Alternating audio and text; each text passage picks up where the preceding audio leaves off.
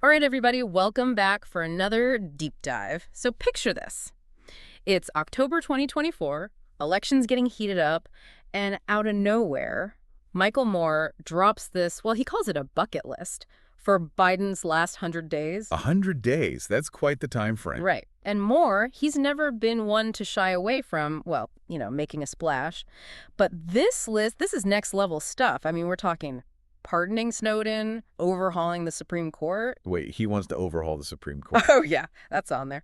But what really makes this whole thing fascinating is he ties all these demands back to presidential power. Like, how much can Biden actually do with the clock ticking? Interesting. So it's not just about the what, but the how. Exactly. And he kicks it all off with this claim that, get this, a recent Supreme Court ruling basically gives Biden, like, super immunity to act without consequences, almost like a get-out-of-jail-free card for his final act, Ah, I see where this is going. Well, that's where things get a little, shall we say, open to interpretation. Oh, you mean Moore might be playing a little loose with the legal realities here? Perhaps just a tad. That Supreme Court ruling, it centered on protecting presidents from lawsuits related to their official duties, not granting them blanket immunity from every single consequence. So no snapping his fingers and, I don't know, banning pineapple on pizza. Probably not. Though the idea of a pizza-related executive order is caught in pricking. Maybe save that for our next deep dive. Right.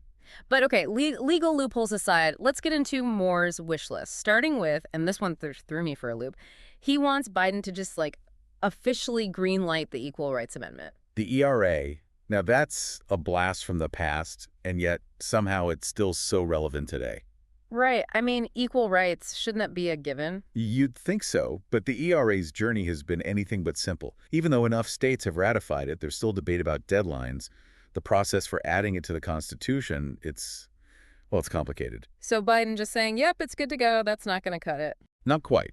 It would be huge EE symbolically, no doubt, and could spark, like, a whole legal and cultural earthquake. Some would argue it's way overdue. Others would say, hold on, we need a more by-the-book constitutional approach. It's a whole thing. And speaking of whole things, we got to talk about the big one, the one that's on everyone's mind, student loan forgiveness. Moore, he's all in, wipe the slate clean, he says. And that right there, that's the crux of this whole presidential power debate. Does Biden, can any president, just make student debt vanish? Yeah. Legally speaking, it's murky territory at best. Economically, whoa, boy, you're talking about potential shockwaves to inflation, taxpayers footing the bill, even fairness to folks who already painstakingly paid off their loans. It's a thorny issue, no doubt. But we also got to talk about his call to pardon Edward Snowden. Talk about a figure who stirs up some strong opinions. Snowden's a fascinating case study, really. Leaking classified info about government surveillance, he basically threw open the doors on this whole debate about privacy versus security in the digital age. Pardoning him, that wouldn't just be about one man. It'd send a message about government transparency, whistleblowing, the whole 9 yards. It'd be a defining moment, for sure. And as if things couldn't get any more, let's say, tense, Moore tackles the Israel-Palestine conflict head on. One of the most sensitive, long-standing geopolitical puzzles out there. Moore's call for Biden to, and I'm quoting here, free hostages. That reflects a very specific viewpoint.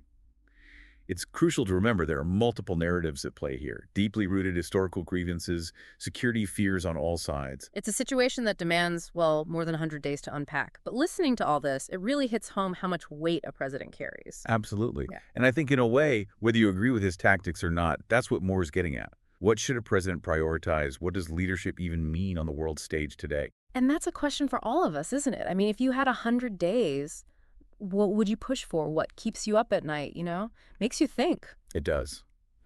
Because at the end of the day, these aren't just a president's problems to solve, are they? Not at all. Thanks for joining us for another deep dive, everybody. Until next time.